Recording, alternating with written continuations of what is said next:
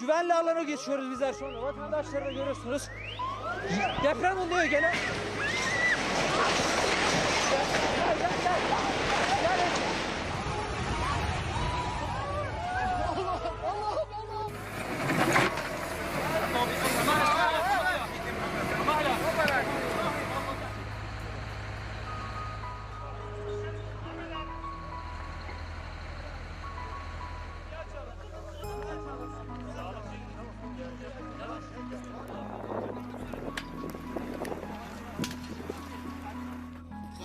Hey! Sular mı? Hangi renk? Pembe var mı üzerinde? Abla şu an lütfen siz kendinizi düşünün. Başka bir şey görmüyorum ben.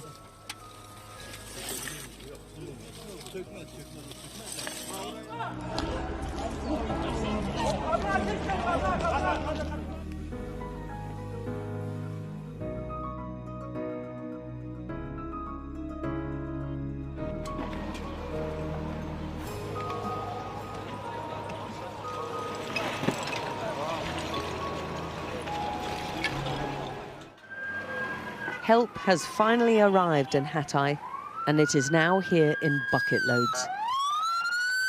But they simply cannot get too much support here.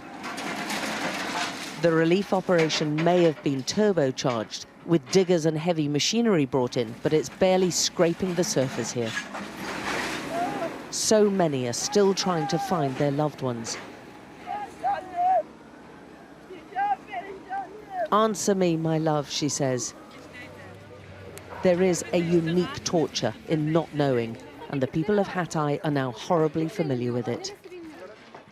Our drone pictures give an indication of just what they've been through here, and the destruction wrought on just this city is staggering. Hardly a building's left untouched. Replicate this over a 500-kilometre area across Turkey, which is the earthquake zone, and you get a sense of the scale.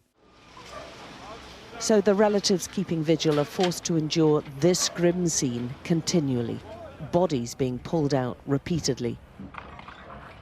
The waiting is over for someone each time, only to be replaced by fresh suffering. Volunteers brought van loads of donated supplies, but they seem pitifully inadequate for the crushing needs here. They're hungry after nothing much for 3 days, and many scrambled out of collapsing homes with just what they were wearing and are now shivering, living out in the open. So warm clothes are eagerly snatched. And coats are worth fighting for. They've been through a terrible trauma, and it's not over yet. What did you manage to escape with? Nothing, nothing. I just came out with my pyjamas, she says, just my pyjamas. We left without taking anything. They don't have time to deal with the large numbers of dead right now, so the corpses are left near where they're found. Roughly a third of quake deaths in Turkey have been recorded here in Hatay. President Erdogan has admitted mistakes were made early on, and many here in Hatay believe their relatives paid the price for those shortcomings. But the Turkish leader insists no government could prepare for a disaster this size. So Red Wine are going to move out first. There have been offers of help from 45 countries, but the first international search and rescue team we've seen in Hatay is a 77-strong group of firefighters from Britain. They've come with disaster skills, 4 sniffer dogs, specialised equipment and lots of hope.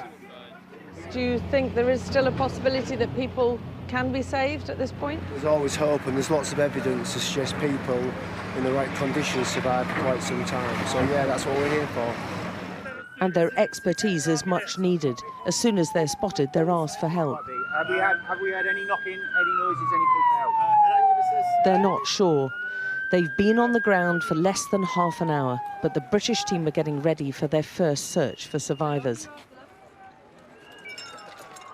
The sniffer dogs are crucial, and the teams also brought seismic listening devices, concrete cutting and breaking equipment, but it won't be easy. Got lots of information. about the type of collapse, the type of survivable voids, the likelihood of people in there.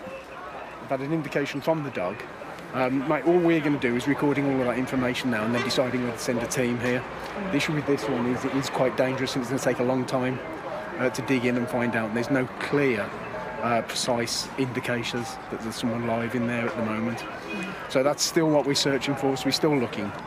Their expertise is going to be absolutely critical in this condition, and it's what the area has been crying out for. Many of the residents still coming up to us complaining about how there's no mass organised coordination of this relief effort, and they don't feel there's enough specialists on the ground. Tens of thousands have been left homeless by this disaster and are now dependent on donations and desperately in search of shelter in midwinter. The numbers in need here are overwhelming. Alex Crawford, Sky News in Antakya, Hatay.